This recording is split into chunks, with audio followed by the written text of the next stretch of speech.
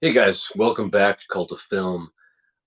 Today marks, I think, the first episode in a series of films that I want to cover with regard to Dune, the sci-fi drama classic. Just what an amazing novel! What an amazing series of novels! And obviously, us being Cult of Film, I want to sort of discuss Dune's place in cinema because there's now a track record of several films realized and at least one that hasn't been. And that's the one I want to discuss today. I'm in the process of rereading the original novel that I haven't read in a really long time. I'm a huge fan of the 1984 David Lynch film, and I have just recently finished watching Dune Part 2, which really blew me away. I'm sorry it took me so long to get to that film, but it's absolutely beautiful, a real masterwork. And I'm so glad to see that Hollywood is still making such sort of sweeping sci-fi epics. And again, Denis Villeneuve, who really put my uh, anxieties to rest with Blade Runner 2049, as Blade Runner is probably my favorite film of all time, was really concerned when the sequel came out, where that was going to fall, and he knocked it out of the park. I know it wasn't a huge box office hit, but he absolutely nailed it there, and he nailed it again with these first two installments of Dune, and I think this next one is the third. I think will be the last for the trilogy. Anyways, wanted to talk today about the unrealized Dune film, which is Alejandro Jodorowsky's Dune, which would have dropped in the 70s. There's a really, really great documentary that's airing on Max, formerly HBO Max, streaming called Jodorowsky's Dune. And watching this documentary, I'm so sad that he didn't get a chance to realize his vision. Jodorowsky, I think, is in his 90s now and is still um, he still goes and talks. He seems to have a real strong enthusiasm for film and for people who love film and young filmmakers. He's just he just keeps going. He is a really interesting. For those of you that aren't familiar with Jodorowsky, he is a Chilean filmmaker and a surrealist filmmaker.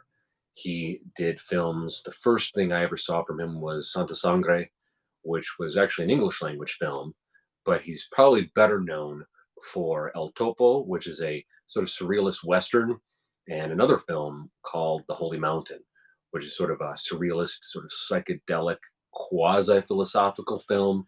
His movies are hard to categorize. To me, he is the Salvador Dali of film and of filmmakers. Sometimes I get frustrated with him because his stuff can be so out there. But the more I watch his stuff and the more I watch interviews with him, I do see sort of the method to his madness. And he really would have been a an interesting choice to do Dune when he wanted to do it in the 70s. In the 70s, you're coming out of the 60s and you're sort of coming out of that psychedelic era of the late 60s into sort of like the, you know, um, what do they call that? The me generation, I think, of the 70s. That might not be correct. Anyway, what what is so great about this documentary and the story of Jodorowsky's Dune, sadly unrealized, is just the level of detail and vision that he had for making the story into a film. He had the likes of Moebius, the great French comic illustrator Moebius, who passed away some years ago, do all of the storyboards. He had sci-fi illustrator Chris Foss of the UK, who was very well known for doing, covers to like Asimov and different sci-fi novels in the 70s. Just doing a lot of really cool sci-fi and fantasy illustrations of the era. He even went so far as to he had H.R. Giger, the man who designed the xenomorph from Alien. He had him on board designing the I don't know, is it the Harkonnen um, portion of the Dune universe for his film? So, the Harkonnen Palace, um, their their planet, their technology. It would have been Giger that designed all of that, and some of the sketches and things that they, even fully realized portraits that Giger did for the Harkonnens were just beautiful. And you look at this, you're like, man, what could have been? Meanwhile, again, he had people like Foss and Moebius doing designs for the House Atreides and Arrakis, and just really brilliant, brilliant designs and vision. Highly recommend looking up all of those artists and then typing in Dune and seeing what they produced. But another thing that was quite impressive about Jodorowsky's vision was what he had planned with regard to the cast of Dune. Those of you that enjoy, have seen the '84 movie, have seen the recent two new movies, all of those films, spectacular, spectacular casts. In Jodorowsky's Dune would have been no different. He had David Carradine tapped to play Duke Leto. His son would have, that is Jodorowsky's son Brontis, would have played young Paul. But what's fun is he gets into Fade Rutha would have been played by Mick Jagger. The Emperor of the known universe, Shaddam IV, would have been played by Salvador Dali himself.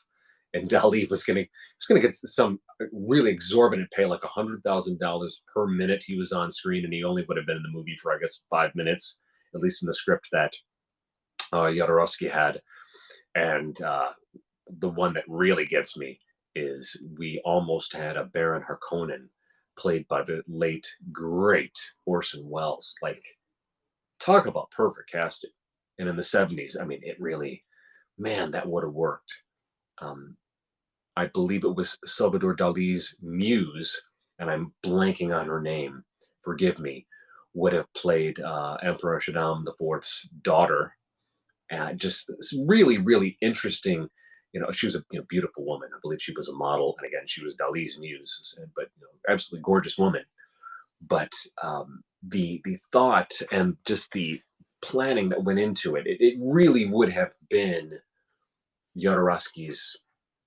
truly Jodorowsky's Dune. He had changed a few things. The ending was probably the biggest departure from what we've seen in all of the films thus far. Not that we've seen the end of Villeneuve's trilogy of films yet, but the ending, I don't know. I think it's cool. I think he's kind of pulling a Kubrick, as what Kubrick did with The Shining. Quite a departure from the original ending, but I probably could have lived with it. I like what he was trying to do with it, and I won't spoil it so that you guys can watch Jodorowsky's Dune, this documentary on Max. But just the level of detail. I mean, he was involved in. I mean, he was picking everybody to make specific designs just for particular characters and corners of the Dune universe. Literally just going person by person, actor by actor, to assemble what would have been a killer cast. And again, the detail and the time he took with illustrators Moebius and Chris Foss in developing these really wild looking ships. And Chris Foss, he developed the among the ships and different things that he developed, the design for the Emperor's Palace. Wild and apparently completely buildable. He had designed it in a way that it was obviously a super unorthodox, very sci-fi, ultra unique design, but he had studied to be an architect. And me as a Chicago guy in architecture, I perked up immediately. And just the fact that he designed it in a way that it was absolutely buildable and stable, I thought was really cool. Because in those days, you had, whether you were building a miniature or you're building a large, set piece, they had to deal in so much more practical effects and sets in those days because they didn't have the level of computer effects. They had some. And speaking of computer effects, I think it was they originally Jodorowsky approached Douglas Trumbull of 2001: A Space Odyssey, and then later of Blade Runner, as we all know. That didn't quite work out. They, kind of clashed. Jodorowsky felt that he wasn't a good fit, so he ended up connecting with Dan O'Bannon, the great Dan O'Bannon, who we all know would go on to write Alien, and he would collaborate with H.R. Giger on that, and just the plans that they had, what they were going to do in terms of special effects, really would have pushed the envelope, similar in a way that Kubrick did for 2001: A Space Odyssey, in which Kubrick literally invented cameras and techniques to pull that movie off, which is so commendable. Again, 2001 is up there in terms of at least my top 3, top 5 films of all time. So to hear all of this, O'Bannon, Moebius, all these incredible creators, the cast of Orson Welles and Mick Jagger and David Carradine, just really the mind reels. One other thing that was very cool about this documentary, they interview another one of my favorite directors, and a guy that I briefly met, of all places, in an Italian disco in downtown LA on my birthday, a year or two ago. The great Nicholas Winding Refn is interviewed in the documentary. He actually had a chance to, because he's a big Jodorowsky fan, and he was hanging out in Paris, and Jodorowsky showed him, there's this super thick, I guess, sort of what do they call those? Not a picture book, but basically a full,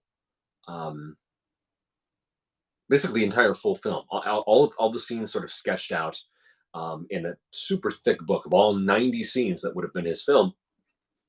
And Refn got a chance to sit with him, and Jodorowsky went scene by scene, page by page of this thick tome that they had assembled that would have been basically the Bible for producing this film.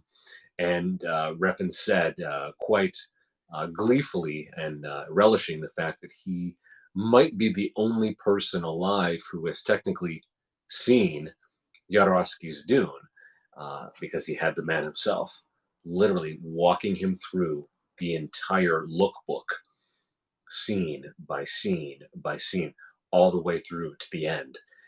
And that's amazing. I have obviously a huge amount of respect for Jodorowsky, but I also really love Refn, because again, his film Drive is up there, probably one of my top 5 films ever. I would say probably in my top 10. So is Only God Forgives. We really need Refn back in the director's chair for a film. He's done a couple TV shows, one for Netflix, Copenhagen Cowboy. He did one for Amazon Prime, Too Old to Die Young, both of which, again, if you're a cinephile like me, both really fun, really interesting. But man, I feel like I'm owed 3 films from Refn.